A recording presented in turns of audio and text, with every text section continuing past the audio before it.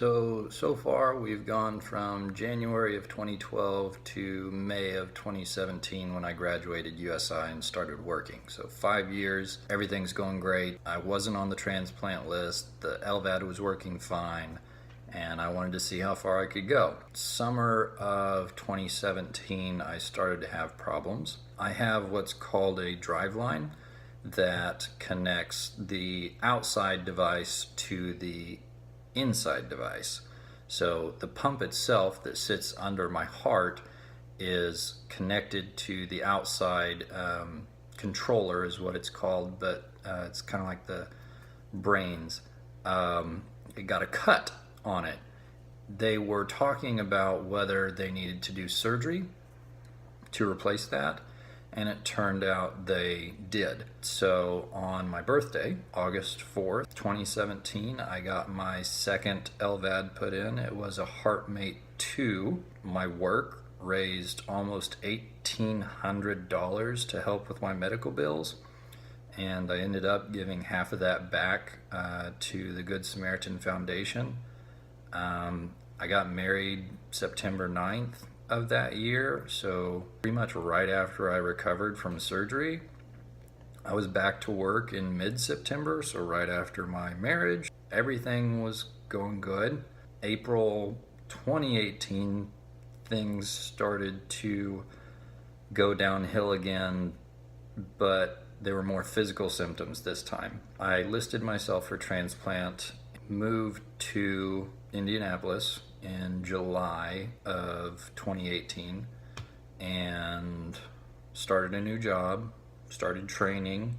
In the middle of that training, I had to get admitted to the hospital to start IV drug treatment, specifically milrinone, to help my blood oxygenation and endurance, basically. Then they started to tell me, you're getting worse, you need to quit your job, and you need to be admitted to the hospital. You're getting really bad.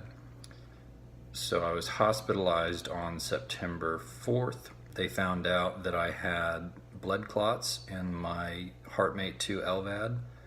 That was causing the increased symptoms, and it was potentially leading to a device failure.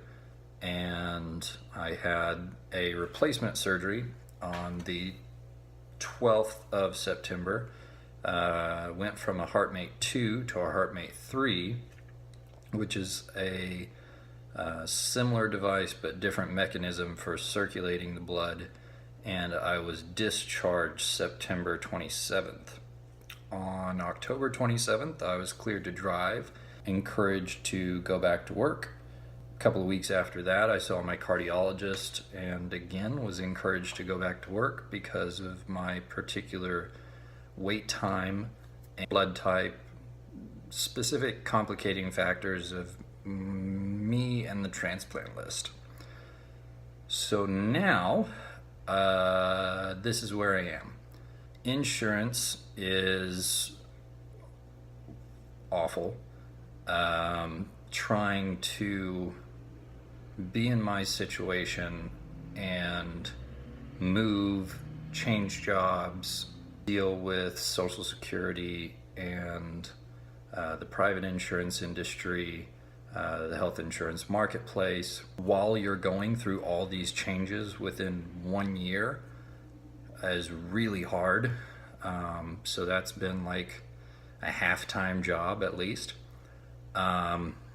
Speaking of a job, I was wondering if I should get a job at all because of the transplant list.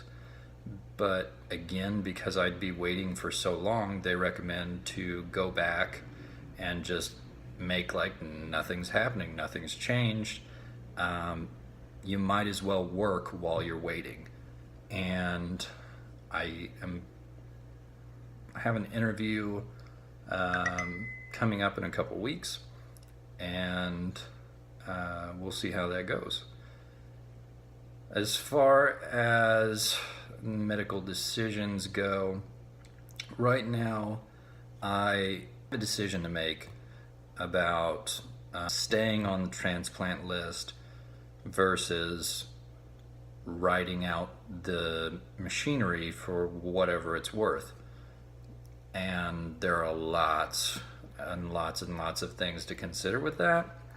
And that's probably my biggest concern today, and for the last couple of months, it's been on my mind constantly.